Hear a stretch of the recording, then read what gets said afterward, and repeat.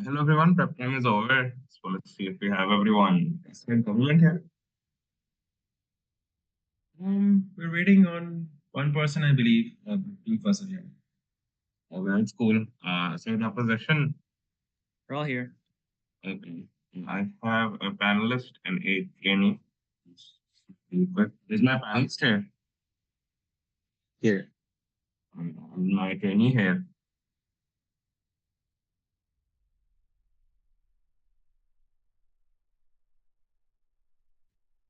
One, can you just confirm that you're here? Hi, I'm Joanne. I'm the trainee adjudicator for today. Preferred pronouns she, her. Okay, fantastic. Thank you. Government, just let me know whenever your teammates are here, and then we can start.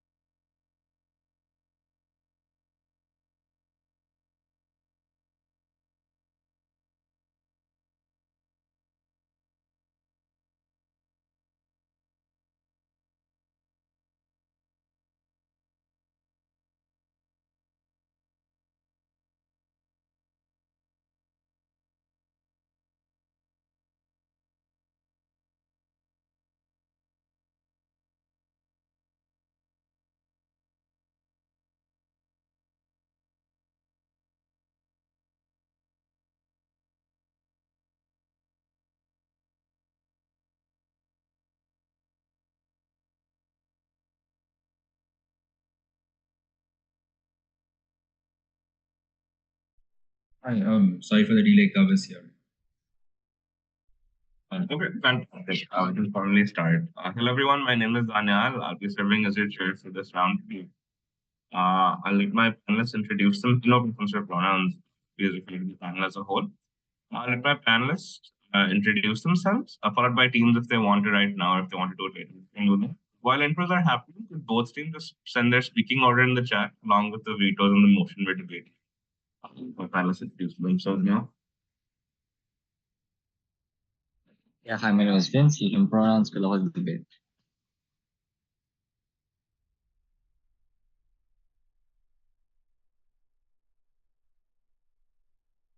Hold up, Vince, did you not conflict us?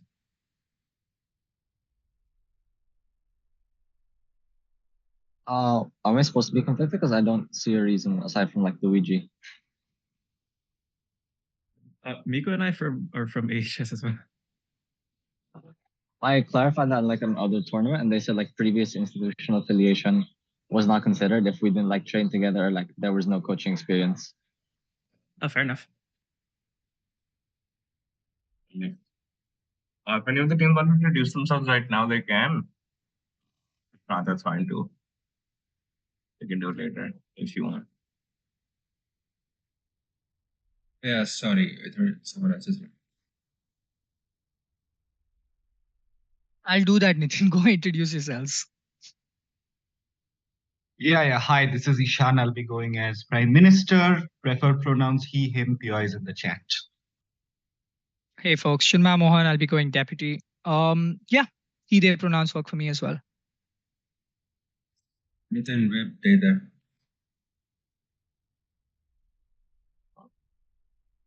Hello, David speaking first in reply. Hello, Mikko. I'll be speaking second. Hello, I'm Tobi. I'll be speaking third. Okay, thank you. Could I just know which motion we're debating?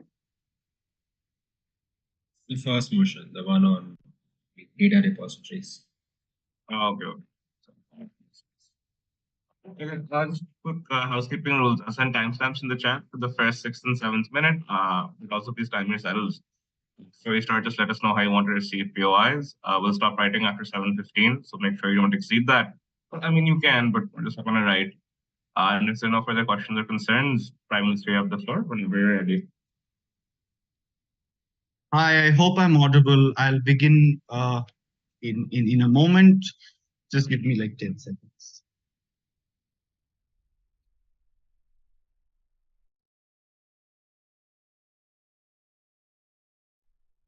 And I just prefer if you guys like switched your cameras off, at least for my speech. We're facing a few bandwidth issues. Yeah. Nitin.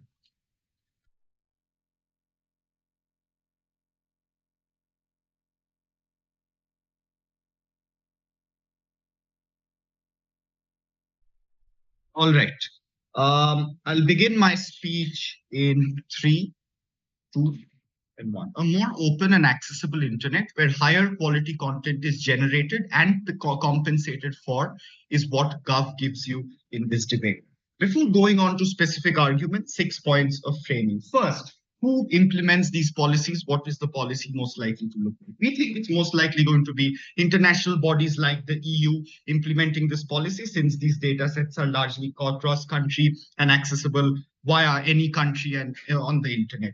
We think they're going to pass this policy in cahoots with the companies like YouTube, Facebook, BBC, etc., whose revenue models are being seriously harmed by AIs bypassing clicks on their website, taking data and passing it on to other intermediaries. Second, what do data repositories generally look like? And this is just to clarify the debate a little bit, right? We think data repositories generally look like companies or firms collecting data or scraping data from YouTube, Facebook, BBC, CNN, etc., and then making said data accessible to people using people training large language models, people training chatbots, people training AI apps for specific purposes as well.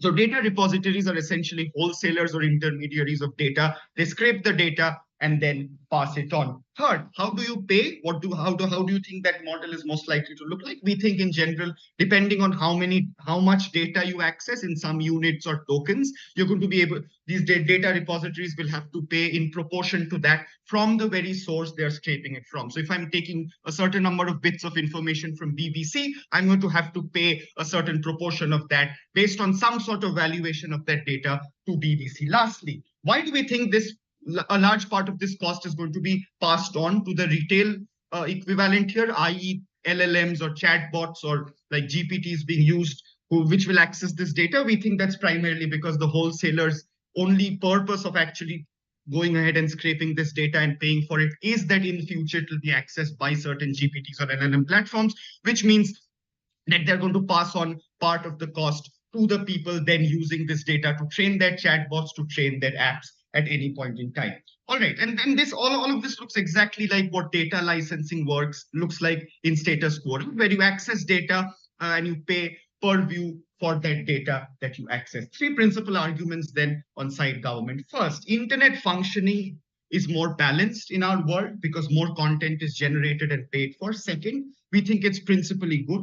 But third, we think you also generate far more content which is better tailored to AI itself, i.e. AI itself gets better off in our world. First, and why internet functioning is far better balanced in our world. Understand what in status quo the internet looks like, right? A platform like YouTube, Facebook, BBC, CNN, where you have largely open access data, works on a model of clicks, which means 2 things. Number one, when somebody accesses a YouTube video or a BBC article, the platform itself gets a certain amount of revenue from it, either via advertising or affiliate marketing, etc. But second, the individual who actually generates that content, either a salaried employee at BBC or a YouTube creator, also gets part of the revenue. This is what generates 2 incentives then to generate content at all in the first place, i.e. that via advertising, the platform itself is going to get money. So it builds up a technological platform for this. But secondly, the individual creator gets money, which is why they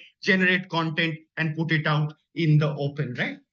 What happens then in status quo when A, AI models are becoming increasingly popular, but B, they scrape data for free from these websites? They're going to use data from these sources and then use that to train chatbots or AIs for specific purposes. What does that look like then, right? Suppose I'm a maths lecturer on YouTube and I make a video on calculus, right? We think then that once this data repository collects that information in my video and they're going to sell it on to, let's say, somebody generating an AI equivalent of Wolfram Alpha, right? Which means they're going to use what I have made in that video to train a math AI, which people will then access in the future. Why is this extremely important? Understand this, right? It's extremely important because we live in a world where increasingly they're going to access information directly via those AIs, right? Which means nobody's going to watch my maths video anymore. They're just going to type in that problem or that concept on Wolfram Alpha AI and get it, which means nobody comes to my video in the first place, thereby breaking down the two original incentives I talk about, which means YouTube now no longer has any incentive to host my video because they are getting no revenue from it. People are just typing it on Wolfram Alpha. But secondly, I have no incentive because I am not getting any views either. Before I move on, POI. So here's the problem with your case, right? If these creators are already doing, for example, Facebook for work or YouTube for their job, why do you need to pay them if they're already doing it for you? This is not an actor motion on AI platforms themselves, right? We think there's two principal problems with that. First, then all generation literally stops because I'm not getting any money anymore, which means that the overall data set available to AI or to humanity in general is heavily restricted to what has already been created, which we think is principally bad, both for people in general, but also for the future of AI. How do we fix these problems then, right? Now that you're going to have to go ahead and pay YouTube, Facebook, BBC, etc., we think those two incentive factors come back into play because now Facebook, BBC directly earn revenue from when you get their data access, but B, they pass it on to a creator as well. What are the impacts of this? We think access is far broader, far more content is created.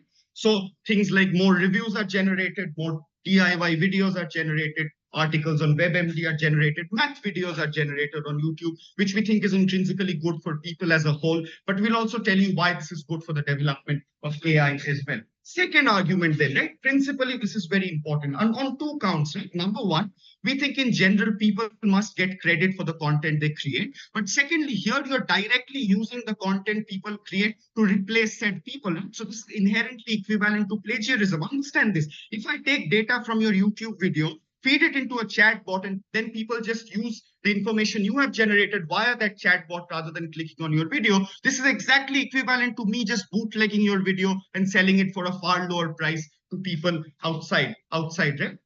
So principally, we think, number one, people must get credit and money for the videos they create. But secondly, if you're using that same content to literally bypass them in the future, we think that's principally bad. We solve that again because now you're getting paid for the content you create. Third, more useful content for AI itself, right? Now that basically the revenue models of these websites and creators change in the sense that now they're largely being paid by AI companies for their data. We think they will then also cater their data towards these AI companies, i.e.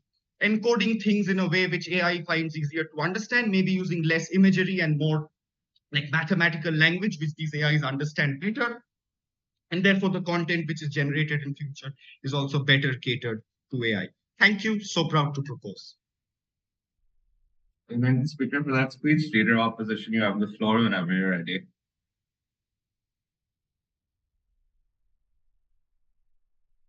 Hi, can I be heard? Loud and clear. Great. I'll take PYs in chat. Starting my speech in 3, 2, and 1. Government bench deprives the world of important technology and makes it far more inaccessible. Some setup. We will not make them pay for publicly available data. It will continue to be free for everyone as it has been for the longest time. The first response I want to make is really the weak point of the Gov case, where they just say people will be paid and creators will be paid. We have 3 responses.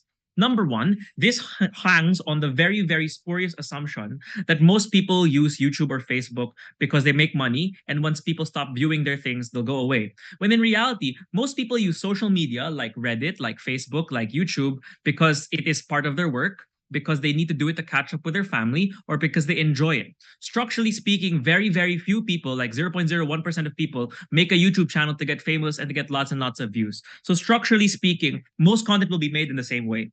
Secondly, is that this relies on you believing that the replacement of people will be successful, when the functional point is that if people will continue to want to watch other people because that data is better, since Gov says that in fact AI-made content is a bootleg version, then there'll still be a reason to watch your math tutorial or whatever. So in fact, they don't prove their point. But thirdly is they contradict themselves. If they are claiming that they want this AI to be more useful, they want it to be higher quality, then what they are doing is hastening the replacement of these people and the death of these communities. That's why Gov falls out of this debate. To clear up one thing before I move on to the argument. So they claim that data repositories just sort of steal this data and don't really use it, when the matter of fact is that they store this data, which is incredibly expensive. They have to clean it and make it useful for users, and they have to debias it and remove copyrighted content, which is incredibly expensive because they have to go through the data manually and they have to ensure that people can use it. So in addition to this, it's also incredibly expensive. These tech companies, we agree, will have to buy lots and lots of data and pay lots of money for it. These big tech companies can control the price because there are very few of them that host lots of this data, so they have oligopolistic control over the pricing. And thirdly, because these tech companies have a selfish incentive to price out competitors, because Facebook will also want to make their own AI. All of this means actually that if YouTube wants to make an AI, they don't have to pay anyone because they can continue to pay themselves. They don't have to pay other people because they're the ones taking it from themselves. So actually, Gov doesn't fix any of the theft or plagiarism going on. They just make it a monopoly. Argument one, the principle. Tech companies don't own this data. They don't deserve to profit. Why don't companies own this data? Three structural reasons. One, it's user-generated and owned by not the company. It's owned by the individuals, or it's owned and it's given out freely because they license it, right? They give up that privacy willingly. Secondly, is that these platforms don't take on a legal responsibility. They claim that they're just a platform, which is why they're not responsible for hate speech on that. So they take on no legal liability for the ownership of that data. But thirdly, is that there's no meaningful difference structurally in using this AI to profit and using a YouTube tutorial to make profit because you learned something from it. So in fact, this has analogous to every other use of freely made public data. It is absurd to give more advantages to already powerful corporations that already are worth in the billions of dollars. This is a conferral of ownership of content that is not theirs and deprives the world of important technology. This principle takes down theirs because even if they're right about everything, that this might make the world a marginally better place, it does not make sense to do this on the back of theft and the back of material that is just not yours. POI. When you upload content to a platform, you're still consenting to that platform and how that platform uses it. It is not the same when someone else on a different platform takes it from you. You consent to put it on like people can view it, they can scrape it. There's no meaningful difference between me viewing it publicly because you consented to viewing it publicly and AI models looking at publicly and then integrating it. People are just like big walking AI models. No real clear difference here. So argument two, this makes the development of AI worse. We will really crush them on this because they really don't prove that they get their outcomes. First, this motion affects two kinds of AI corporations. Gov agrees that there is a massive pass-through cost. We think this is awful. What happens to the big companies that can afford to pay these things like DeepMind and etc., when they can afford to pay billions of dollars for this AI, the first problem is that this passes on costs on important data to users. Healthcare technology that could make cheap diagnoses for people available now gets much more expensive, which means it's harder for you to access important AI technology that could improve your life. Secondly, is that these machines rely on worse data since they have less sources, since it's much more expensive for each point of data. This means that they come up with worse predictive models for court cases. They're much more likely to have litigation be poor. They're much more likely to have fraud detection models be ineffective, which means that they're much less likely to do a good job. And in fact, they're more likely to be racist, more likely to be unaccountable. But thirdly, is that the training itself becomes less accountable to regulators because they're likely to hide this data and because it's expensive to view the data itself, which means it's just much harder to know if these companies are doing wrong. The framing of this first point in the second argument is that AI is inevitable and too efficient to remove entirely. What ends up happening is that you make it harder to access the good AI for the most vulnerable that could change their lives, make legal aid accessible, make healthcare much cheaper, and improve the quality of life. The second type of AI is the ethical AI companies that you totally price out. For some large companies, they can pass on costs. But the problem is that ethical AI companies and repositories that would use this properly do the most important things like fake news detection, deepfake detection, etc., language translations, don't really make that much profit and can't pass on costs. The problem is that the best AI repositories that clean the data, remove biases and racist content, and remove copyrighted content are on a massive cost, take massive costs while doing that, which means that prop has to make them pay far, far more, which means one, they just don't survive. Some of the best data repositories like ImageNet, the UNDP, and World Bank repos can't function anymore, which creates an oligopoly and entrenches the existing invasive and bad AI models. But secondly is that these companies are forced to become less ethical. They cut costs by resorting to not removing biases, by not cleaning the data, by keeping in racist content, which means that you have far worse AI models that are more likely to harm people. This concludes the second argument. The third and final argument is that you create a perverse incentive to make data collection worse. The problem with Gov is that they say, yes, this makes data a lucrative market.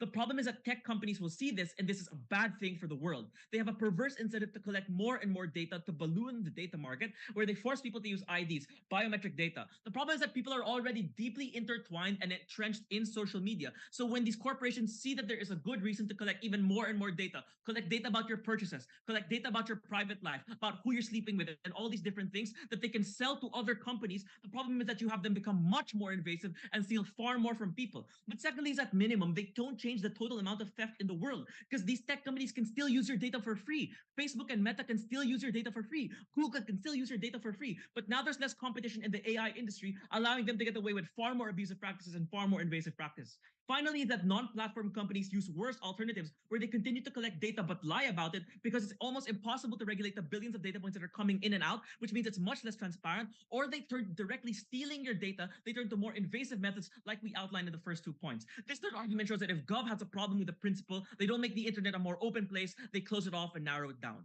Posts. Thank you, speaker, for that speech. Deputy Prime Minister, you have the floor whenever you're ready.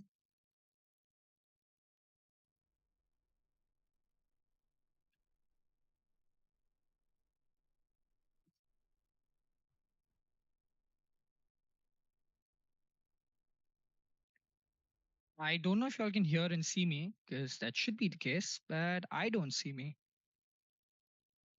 Someone give me a heads up. Don't see you either, but I can hear you just fine. Okay, give me a moment to sort this out.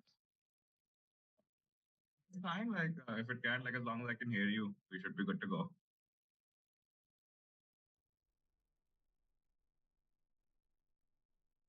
That should be Even the I- case, but I see you too now. I don't know why that's happening. Anyway, more reasons we should improve tech, but never mind. Silly jokes notwithstanding, just a few things before I get started. Yeah. I'd love a POI anytime during my speech. Ping it down in the chat. I'll take one for sure. I'll give a countdown for everyone so everyone can time accordingly. Daniel, if you don't want to take timestamps for my speech, you're free not to, since I'm timing myself. But if you want to do it for everyone else, entirely up to you. I'm cool. Give me a couple of moments and I'll get started. Sure, whenever you're ready.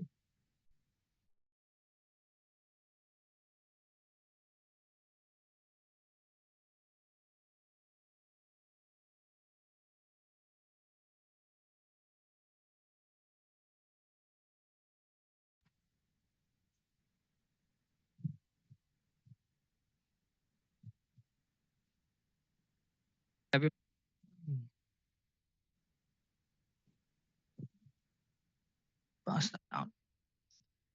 Perfect. I will go ahead and start my speech in 3.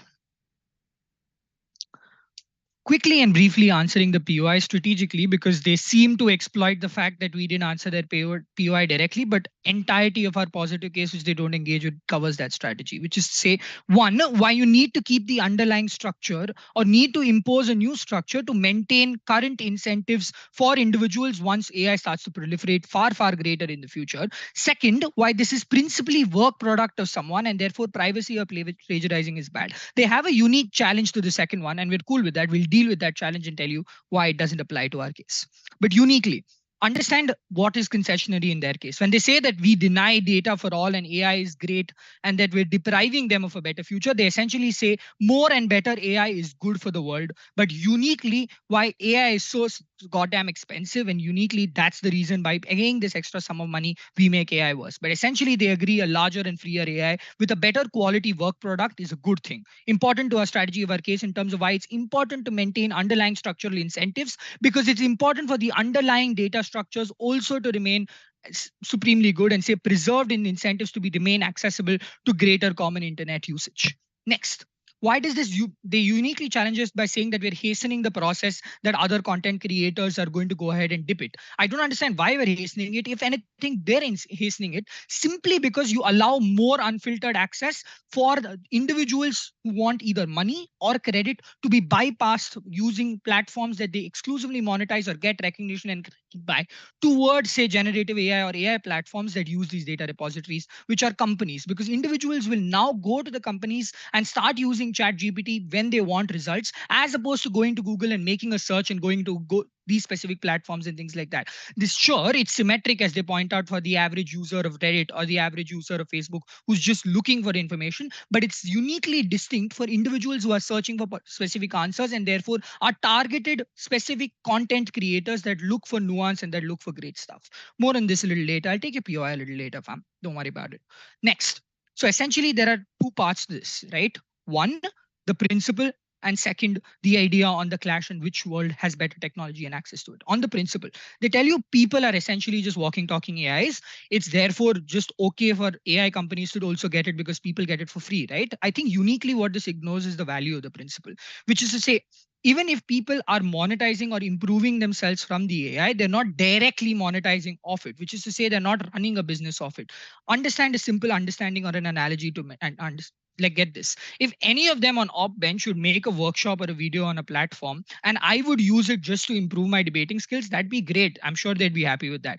If I copy it and monetize it and start using it under my own name and just plagiarize it, they probably would be less cool with that, especially if I don't give them credit or especially if it takes away underlying structural revenue from them. Uniquely using this video and just posting, say, blurring out David Africa or Mikko Vitug's face and going ahead and putting it on a YouTube channel. At which point, that is the unique difference between, say, people generally using it to upskill themselves and perhaps becoming better humans and indirectly monetizing just by becoming better humans, and AI directly monetizing off it using it, which is why the analysis from the first speaker as to why this is tantamount to say privacy or like plagiarism or piracy, essentially stealing someone's work product, is a principle they still have to engage with to a great extent. Second layer of principle, like essentially why do you want to give this to large companies? Understand large companies that go ahead and post this content have a unique facilitator effect, which is like you want to use the fancy debating jargony word, is platforming. If YouTube or Facebook or Reddit didn't exist, there wouldn't be a forum where people specifically catered or curated to interest would go ahead and aggregate their thoughts and free flow of information exists. At which point, if you compromise the structure by bypassing the structure, people's incentive to go ahead and go and engage is also going to be reduced. This analysis is also going to be helpful in the pragmatic clash when I get to it. Keep it in mind. Essentially, the underlying reasons why people partake in free flow of information and specifically nuanced or theoretical information that's going to be useful for other people in, say, commercial spaces as well, which is the most results that generative AI essentially is shooting for, which is essentially, like I mentioned as an early concession on their speech, something that they want. They want a better, higher quality AI with better, higher quality results when you go ahead and access that AI. That uniquely happens when you continue to preserve the underlying incentive structure for the internet to remain a better place, which is increasingly going worse in the absence of such regulations when individual content creators, the best of whom are going to go ahead and do so for recognition or money, are uniquely bypassed. Sure, like they mentioned, there are many incentives for individuals to do that. That includes casual hobbyists, but casual hobbyists are going to do that anyway. What you lose is the best of that information, which is uniquely coming from individuals looking to monetize, paying a lot of money and going ahead and upskilling themselves, or looking to monetize because they've spent a lot of effort and money through those skills, or specifically individuals who are looking for, say, uh, attention or say credit for the work that they've given. They need it for their career, which is why, because they built it off the backs of their hard work or sweat equity, they want recognition for it at the very least. At which point, if you get that information from ChatGPT, instead of having to go through Google and go through a search, either monetizing them or uniquely visiting their blog post, which at which point you have to cite their blog post in your, like, say, academic paper, that is uniquely the difference in terms of why people would now shift the underlying incentive structures to go ahead and engage with. Before I talk about the second clash in terms of pragmatics, sure, shoot your POI. So I want you to like sort of think about the problem you're trying to solve, right? This is only working if you are able to pass on costs to the platforms. But if the platforms are the ones that are making the models, like Google and Facebook, then none of what you're arguing applies. Yeah, got it.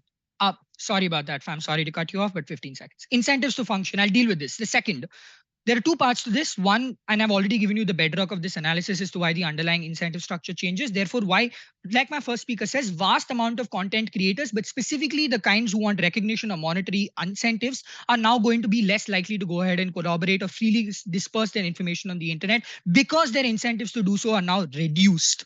Second, the idea of it being so expensive. One, these are extremely large organizations with vast sums of money, not just distinctively that they have a lot of money because they have to spend it, but vast sums of supernormal profit, which means money that is going to corporate fat cats, they can divest it here without reducing quality of data. Second, large corporations also do ethical AI, things like that, right? They invest in it. Large corporations also have an interest to go ahead and diversify their interests, go ahead and create or curate their image through goodwill, at which point a lot of them ethical AI sources also comes from there, or has things like investors, angel investors and things like that, which means there's a large sum of money. But even if they uniquely want to take a cherry picked example of UNDP or the World Bank, those also have other sources of funding in terms of altruistic buildup. If this becomes a necessity, either it would be waived off for extremely charitable or altruistic things like UNDP or World Bank, or they would have methods of crowdfunding and raising money. Lastly, Google uses this for free. No, that's not necessarily true. Antitrust laws exist, like Amazon or Google. Amazon posting its own preferential products, which they take a cut on Amazon, higher up on the list, is not something Amazon is allowed to do. Similarly, this is something that Google usage is not going to be allowed to do. This is just a question of regulation. That's saying regulation doesn't exist. In a world where this is to be the case, this is likely regulation going to be exist. All problems that they point out can be solved. They're just trying to attack the portrayal of it rather than the idea of it, which skews the burden.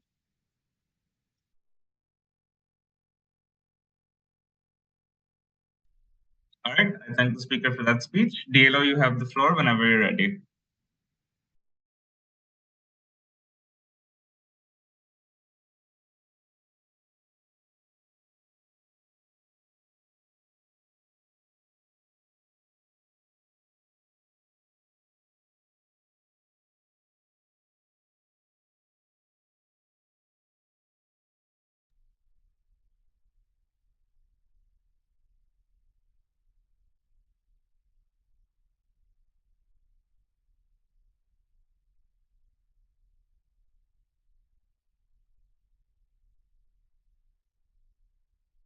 Sorry, can I be heard well? Yep, loud and clear. All right. I'll start my speech in 3, 2, 1. So I'm just going to deal with this main point of content creation, because their claim is when we pay platforms, platforms will pay content creators. There are 3 very simple strategies to deal with this. The first thing is deny it, right? Because the motion gives you enough fiat to force repositories to pay platforms, but not a sufficient amount of fiat for platforms to pay content creators. And up to this point, they have given no proof that platforms are going to do this, and I think it's too late to do it at GovWhip. The first thing I'm going to do is deny that this happens. If people are already making a sufficient amount of money, especially with the amount of advertising money they are getting, independent of how much AI is paying you, it is unclear to me why profit-seeking technological companies are going to additionally let go of the funds that they have rather than keep the significant amount of money that they gain, especially when, as David says, they are just the platform. They can say you consented to the use of their data. You can say that they are freely giving it open to the public and give a lot of the reasons David has already given, that it's not different from sharing it with someone, with publicizing it, with showing it to your students. And I think the margin of difference with any other use of data is becoming less and less clear from Gov. I don't know why they're going to share this money. 2, the presumption here is that AI trains on content creators, right? But that's oftentimes not the case, because content creators are a very niche and unrepresentative sect of the population, whereas AI oftentimes want to identify patterns from broad and generally representative populations. So for example, if I want to see the direction of a stock, I'm going to look at Reddit and Wall Street Bets, rather than look at very small content creators that oftentimes don't have that many videos to even train on. And as a consequence of that, it means that they're not likely to even represent a large amount of the data that's being trained on, and are not a good sample of that population. What that means is they're not even going to be the main demographic for training, and therefore they won't be paid. Thirdly, content creators are not likely to be used for training data for the reasons that they give. I.e., if you want to be able to have accurate information like being able to teach maths, you will not use a social media platform that has very little actual filtration of accurate information, that does not ensure that everything that is being said is always and always true, that therefore makes it very difficult for the same kinds of AI companies they name to also use content creators to be able to train them. So if you're making a math AI, you're not going to go on YouTube and search math tutors, because they might be teaching the wrong things. Oftentimes, these forms of AI are trained on academic research. Oftentimes they trade on the history and the books and the large amount of literature that exists on mathematics, not some random dude on YouTube. What that entails is that this benefit to creators is becoming smaller and smaller because they refuse to explain it. Secondly is I will flip it. Because the second argument from Prime Minister contradicts the first argument from Prime Minister, i.e., you say content creators are going to have more and more content generated that specifically caters to AI, but you also want a life that is better for content creators. Why is this going to be so much worse for them? The first thing to note about here is that AI oftentimes does not benefit from the very fun kind of content creation that you create. They don't benefit from the enjoyable aspects of social media that a lot of content creators like making. All of their examples like math, etc., might be good and they already exist on the platform. But what you are doing is you are flooding social media with this lifeless form of content creation that is only to service our AI gods. And what that entails is that people just have so much less fun on social media because from what was a platform for us to share our feelings, our sentiments, which are oftentimes an important part of escaping the real world, are now a place for us to be able to have as much training data for AI as possible, and therefore makes this an incredibly drab platform to have. I don't think this is a net good. But secondly is that AI requires a significant amount of data for it to work. You can't train on a few samples. And so if content creators need to generate as much data as possible, that kind of burnout and fatigue in order to get the next buck, because that's what you need to service the AI gods, therefore make it much harder for you and more likely that this kind of sustainable content creation life is not useful. Thirdly, this is their main push, and I just want to weigh it against all the things David argues. Number one, they concede that you're going to pass on the cost. And oftentimes, you don't just pass on the cost to the trainer of AI, you will pass on the cost to the end consumer. What that entails is that if AI is equal on both sides in terms of quality, the people who can use it are just the people who can afford it. It's much less likely that you have an even platform for everyone when you have wealthier people in schools being able to access ChatGPT because now you can pay for its usage, etc. Whereas otherwise it would have been free on our side because the data was free. But people who cannot afford this are losing out in job promotions, in work performance, in schools and admissions processes, and that's far worse. Secondly, David explains to you that AI is not perfect, yes, but the important thing is that there exists a lot of ethical AI initiatives now that often operate on a sense of altruism, but are not directly profitable because profitability oftentimes requires being a little bit unethical.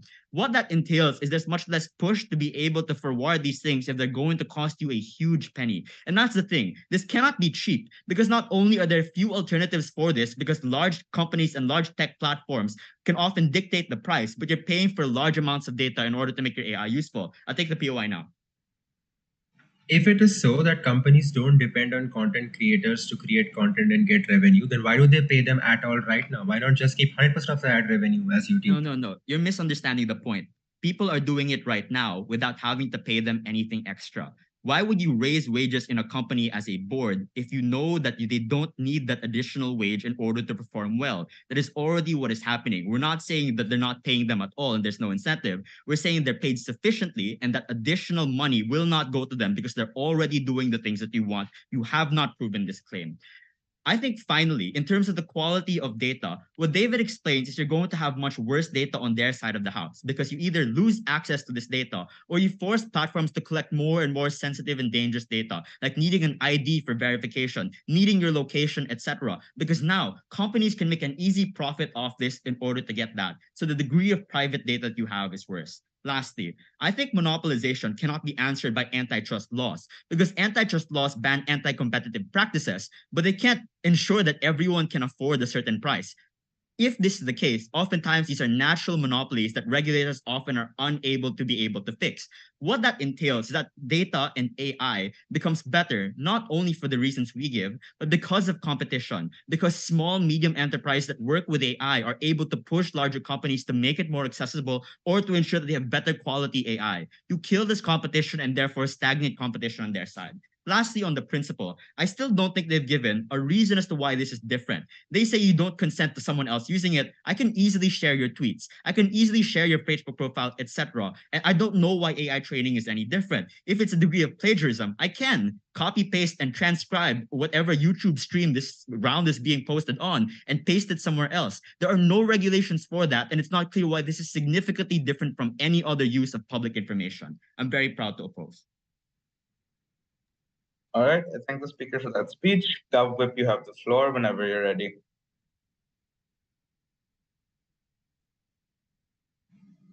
Yeah. Am I audible? Loud and clear. I'll take POS, however you guys prefer.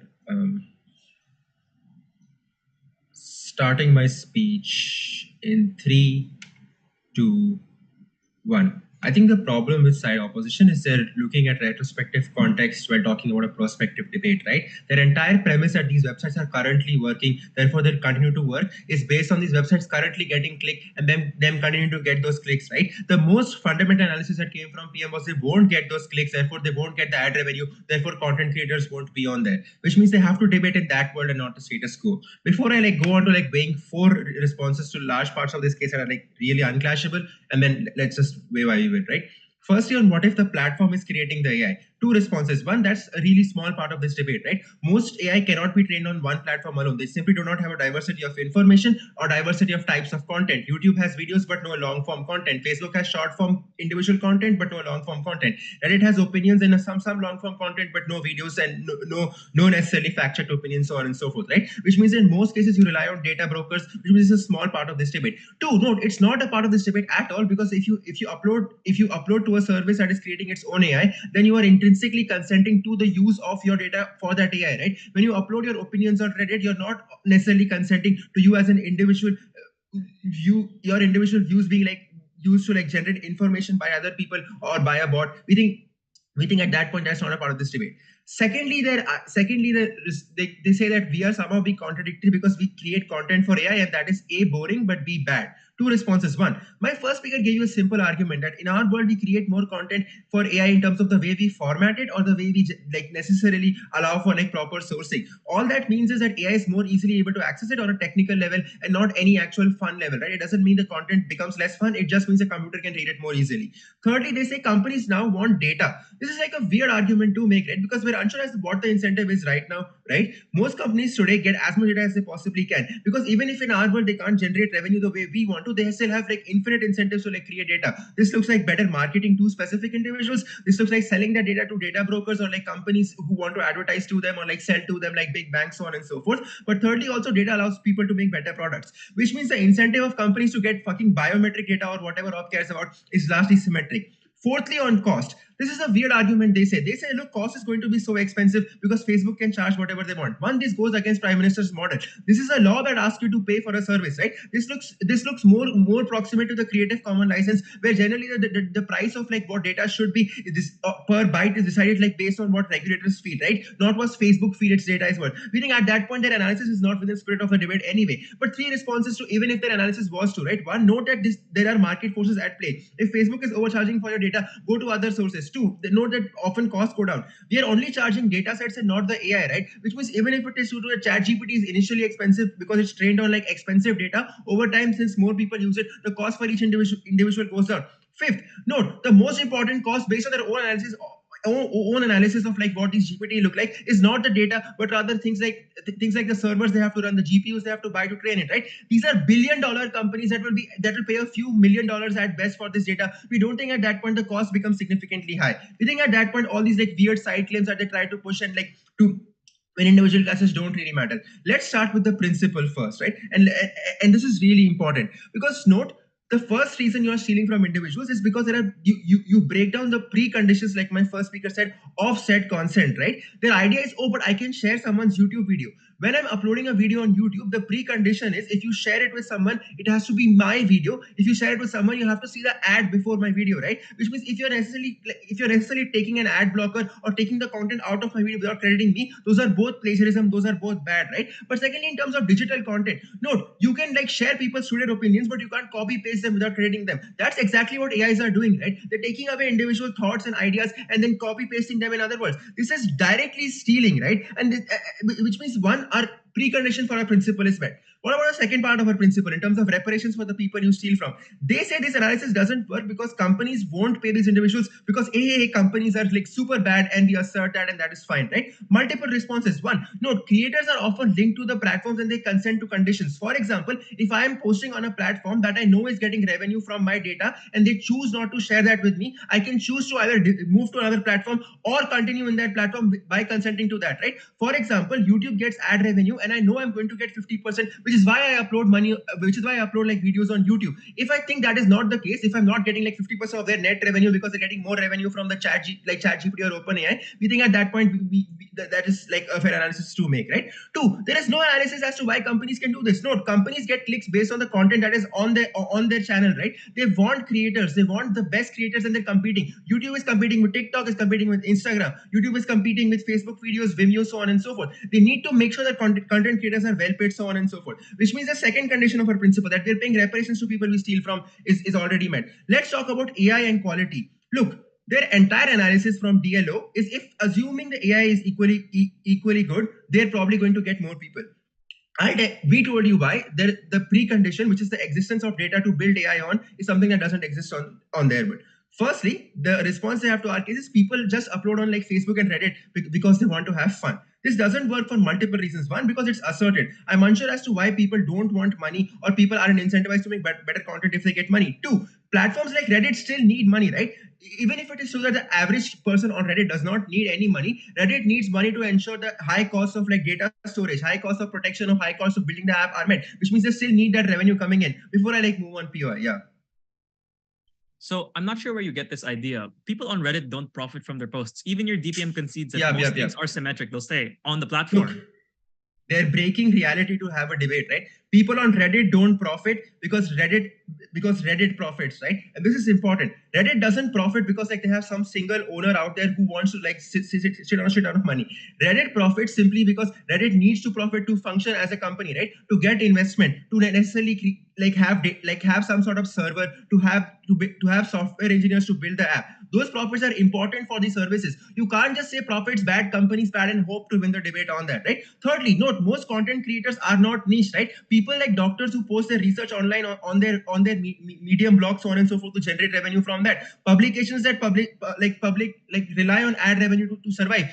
Websites like Khan Academy, etc., who again rely on advertisements to just survive, right? We think there are lots of people out there who need ad revenue to generate content. What is the impact of our world, right? Two, AI becomes worse because the content on which AI is trained on reduces, right? This reduces in quality because you lose experts, but it also reduces in time. Because no, they necessarily freeze the information that we have in time, right? There are no new bloggers posting about new products and reviewing them because there is no capital incentive in that. There are no new platforms that can exist like Reddit because it simply can't generate any money to survive, right? Which means the data on which AI is trained on is fixed in like 2022, and at that point it is bad, but also the quality content that requires money is also gone. On both those reasons, we think AI becomes shitty and they lose a debate on that.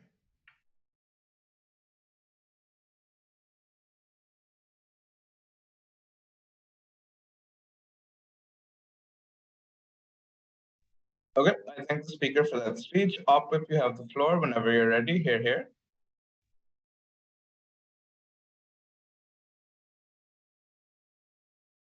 Hello. Sorry, this mic is weird. Your mic is weird. So you should be. Start my speech in 3, 2, 1. For all their rhetoric about theft, Proposition seems to be fine with filling the pockets of big tech at the cost of humanity's future. The first thing I want to do is take the principle head on. Do tech companies have any ownership claim over the content on their sites? And the answer at the end, even of 3 speeches of Proposition, is a resounding no, because their entire case is premised on the value and labor of content creators, not platforms themselves. So if we show you that the payments repositories make to tech platforms are unlikely to be shared with users, this claim already falls out. Why was that the case? First, We explain that platforms are often monopolistic or oligopolistic. Users have no power to demand payment because there are few alternative channels for them. This also responds to their facilitator effect claim because that assumes that there would be no facilitator in their absence. We would suggest that in the context of social media sites, there's a significant network effect where even if you wanted to leave Twitter because you felt like as a user you were being treated unfairly, you can't because everyone else is on that network, which is the service you're accessing to begin with. But secondly, I'd point out that their entire model is based on a context that is very specific to sites like YouTube, where there is a content creator specifically trying to profit. I would note, for the vast majority of sites in this debate, places like Reddit, places like Facebook, which are forums primarily, users don't go there primarily to create content. They're there to share their thoughts, or they have some independent incentive to engage in that site, which is why if the basis by which they say repositories should pay is because there's a labor value to the content they're taking, that simply doesn't apply to the vast majority of sites. You don't put much labor value in your random comment on a random thread from 2019.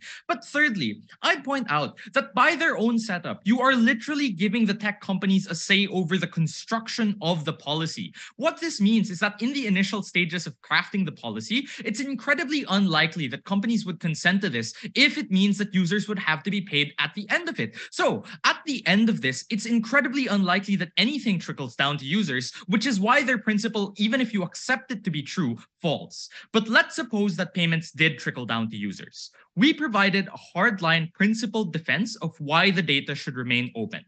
First, we point out that there's no meaningful distinction between a human viewer and a web scraper. There's certainly no distinction between an AI web scraper and a non-AI web scraper, or a large data repository and a small data repository. All of this is to suggest that the distinctions they're making for when it's unfair and you can't consent to it are largely arbitrary. And this is where it becomes problematic, because the people who would have the power to determine when you have to pay are the tech companies themselves, which proves the premise we begin with all the way from David, that they will use this and define it in ways that benefit themselves unfairly. I would note that the far clearer principled line here is that once you post to the public, you consent to all possible viewers, and that includes web scrapers. Like, you know of the existence of data repositories. If that isn't clear enough, the solution is to update your terms of consent, not to artificially create a distinction. But secondly, I would point out that the harm they say AI does to content creators is largely untrue. It's not clear to me why entertainment YouTube videos, or the vast majority of like gaming channels and the things people actually go to these platforms for, would be replaced by an AI chatbot. People watch videos rather than just Google things on Wolfram Alpha because they require a human explanation, and it's certainly years down the line before AI is able to supplement that to the fullest extent. But even then, and even accepting that AI might harm content creators in some way, that still doesn't prove the principle, because the obligation isn't on the part of data repositories. You're making the server pay for what the researcher or the application company did. Why should the person hosting the data be the one responsible for the consequences of what someone else does with the data? It's a non sequitur obligation, which is why it still doesn't stand in this debate. So by the end of this, they don't prove a convincing principle, even if you believe payments trickle down in their best case. I'll take the POI. Even if the companies are bad, the improvement that they get from profits on the platform still trickle down in terms of features and usability to users. Why is that not still sufficient for them? Again, I don't know why that's true. The problem is that they're already generating content on your site. They're happy to continue consuming your product as is. There's no additional incentive for you to continue upgrading the product at that point in time. But even then, really, a new feature is enough to compensate you? What happened to your grand argument about the value of labor and how much they're contributing? What are you gonna get? A shiny new Google Play button that's enough to compensate you? That isn't much of a principled defense. Second, why will this lead to worse, more dangerous, and less transparent AI then? So this is where I want to show you why we win the pragmatic debate just convincingly. There are 3 specific harms we raise. If you believe any of these harms, we win the debate. The first thing we explain is that you drastically entrench inequality in AI development and access. This is because in-house AI companies won't have to pay and will have unrestricted access to training data. Their response at DPM is to rather flippantly assert that antitrust laws exist, to which I'd point out the problem with relying on antitrust laws in this case is because you don't know what training data is being used in the black box of AI. So when Google comes out with its new product, it's very hard for a regulator to see what they trained it on and thus say you used unfair training data that you didn't pay yourself for. Alternatively, they say, well, they're not paying much, so it's not as if they'll have a significant advantage. But this knifes their own case, because if they're not paying much, then there's very little money trickling down to content creators. So in order to believe that section of their case, you have to believe that the costs will be high, such that you can compensate all of the millions of users on your platform. But even then, the problem, even if you believe that AI development is still competitive, is in the inequality of access, because by their own admission, end fees are passed on to users. What that means is that the actors who are most harmed are the poorest users with no capacity to afford it. You get things like GPT no longer being free for you to use. You get things like Bard no longer being free for you to use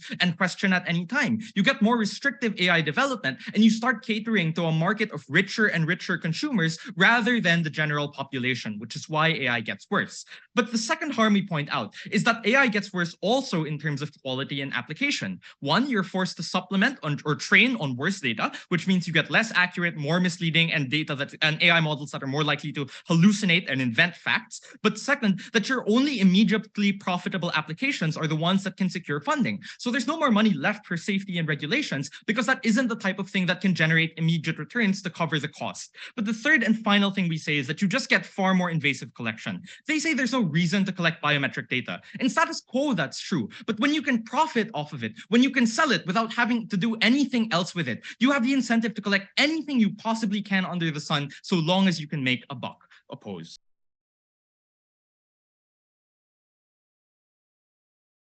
All right, I thank the speaker for that speech. Op reply, you have the floor whenever you're ready.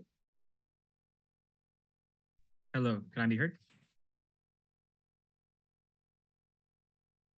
Hello. Yeah, sorry, I was muted. Great. Loud and clear. Okay. Starting my speech in 3, 2, and 1. So if I were the judge, the most straightforward way to vote for opposition would be to really think about how Gov wants to narrow this debate down. We said that this debate was more than just about the very small set of AI bots that just answer questions and do random content generation. We said this debate was about accessible AI, about healthcare models being cheaper, about fake news checkers and fraud detection in banks and finance. These AI models are so important, and they become ludicrously expensive or even disappear on government bench. We said this debate was more than just about taking from Facebook and taking from YouTube to answer questions on ChatGPT and Bard. It was about using data that now became incredibly expensive for some of the most important social causes, as Tobi picks up in WHIP. These values are much higher than ownership. They refer to matters of life and death. They refer to your ability to educate yourself, to get cheap healthcare, to get fair judgments on things like trials. When it is the case that government bench says AI is becoming the new thing, we agree, but they only argue on the small set of context-changing incentives that now become so much more expensive. The only real thing they have to say on this is a flippant line at DPM, where they actually say, but data becomes marginally, these models become better because there is more content generation on these sites. But they also screw themselves when they run the very narrow premise that is exclusively about the type of content generation that attracts users as an audience, not the type of data that would improve healthcare models, fake news checkers, and fraud detection. So they don't actually deal with this issue, which means we are winning the debate on a value much higher than even their best case principle of ownership or theft. It is about people surviving, and we win that clearly. Let's talk about the debate they do engage with. But in the 90% of other AI bots, which we drastically improve and keep cheap, we win them. The second thing they say is that, it's about preserving existing AI incentives. I want to note that Gov relies implicitly on a shift so drastic and dramatic, we need to send massive amounts of money to CNN and YouTube to preserve incentives for content generation.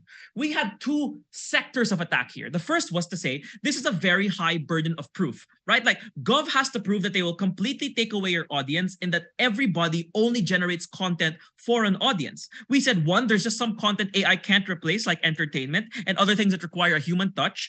Two is that it's not about getting an audience for for most people. And in fact, they might still get an audience because different people will want different things. So it's only a marginal decrease at best in audience. But thirdly is that GovWhip themselves say costs aren't that high. So in fact, they're not giving these people that much money. So they aren't doing anything to fix things. And honestly, just gut check this. You could just make new content that's not in the AI, right? And also gut check how many people they actually affect. Most people on Facebook, like we said, don't do it for the views. Most people talk about Reddit for NBA stuff. Most people use Reddit for like talking about video games. They don't use it to make profit. So when GovWhip says we're breaking reality because we make basic observations about the world and the social media sites they use, I guess we're breaking reality by winning the debate. The second thing is that they say, oh, it's about nuance, which is the evolution of it.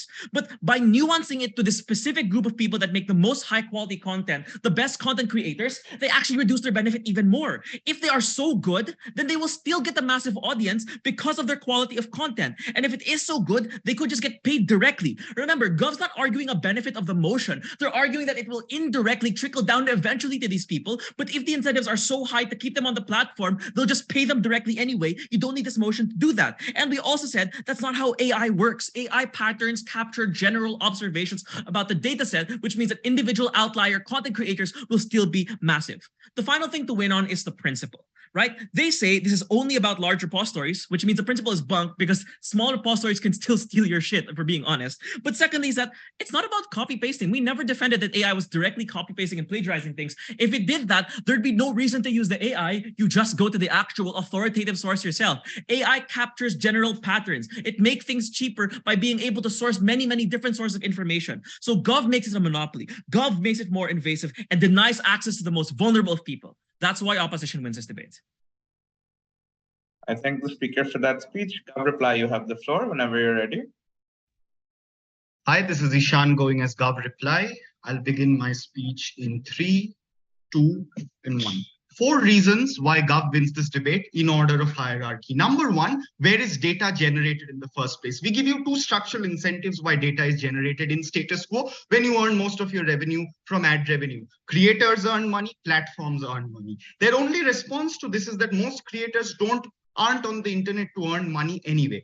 Understand why this is principally untrue. Number 1, even if that were true, understand that those who are there for money are the people generating the highest quality content in the first place and therefore have far more weightage in this debate. But secondly, even if that were true, platforms, all 100% of platforms are on the internet to earn money, right? Which means even if I type on Reddit for fun, Reddit isn't hosting massive multi-billion-dollar servers for me to type for fun. They're doing it because people log on to Reddit and Reddit can earn ad revenue from it, right? Understand then why there's no data generated at all in their world, which increasingly gets dominated by AI chatbots, because everybody accesses that Reddit data. Even if I have generated it for fun, they access that data via AI, which means Reddit earns no ad revenue whatsoever. And therefore, even if I still want to keep typing on Reddit because I never cared about the money, Reddit itself shuts down or walls itself off, which means there is no data generated at all. This is highest on the order of hierarchy, because even if you buy their point about healthcare startups and fraud detection startups,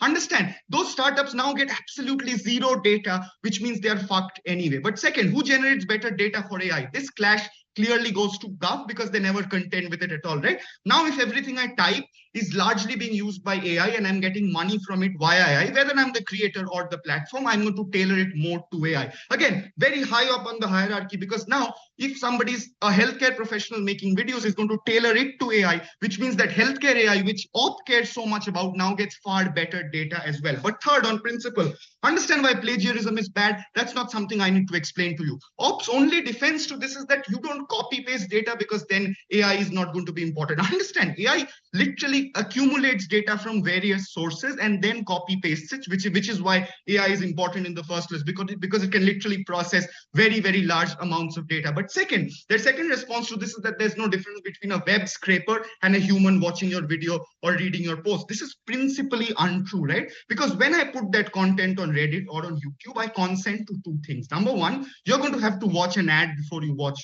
my video. Number two, you're going to have to watch my freaking video, right? Understand why this breaks down completely in Ops world. Because when you use information encoded in that video and then put it out on an AI platform, these two preconditions of consent which I gave break down. Number one, because I get no revenue from it. YouTube also gets no revenue from it, which means even if I don't fucking care about revenue, YouTube still cares and therefore has no incentive to host my video anymore. But secondly, if I put that thing on Wolfram AI, the example I gave you, and ask for a maths problem, they're not going to link my video, right? They're going to use information and ideas I have generated in that video, put it out in their own language, and lastly, not even give me credit for it, because that's how most AI platforms work. So we generate more data, we generate better data tailored to AI, and principally, morally, we defend content creators and platforms as well. But lastly, and this is the only clash where they can contend with in this debate, is in terms of unequal development of AI. Understand, even if you give them this clash, they cannot win this debate because of these three reasons, because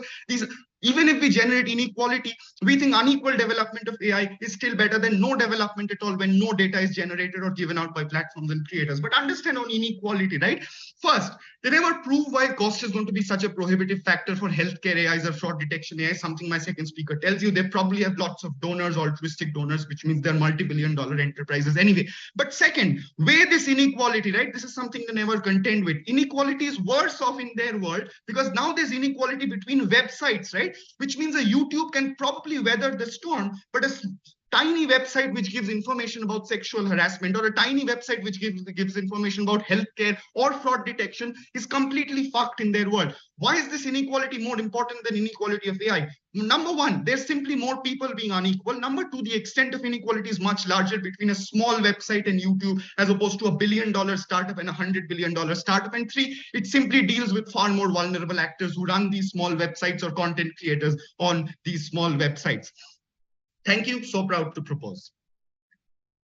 I thank the speaker for that speech and everyone else for a lovely debate. You can just stick around here and we'll be back with the decision from Discord. Thanks for the round, everyone. Thanks, everyone. Yeah, thanks. Could I also just have the motion vetoes as well, just for ballot? Both teams vetoed motion too. The third motion. Oh yeah, we both vetoed the third motion. Oh no, Okay. we vetoed the third. They vetoed second. Yes. All right. Thank you. Sorry. Thank you.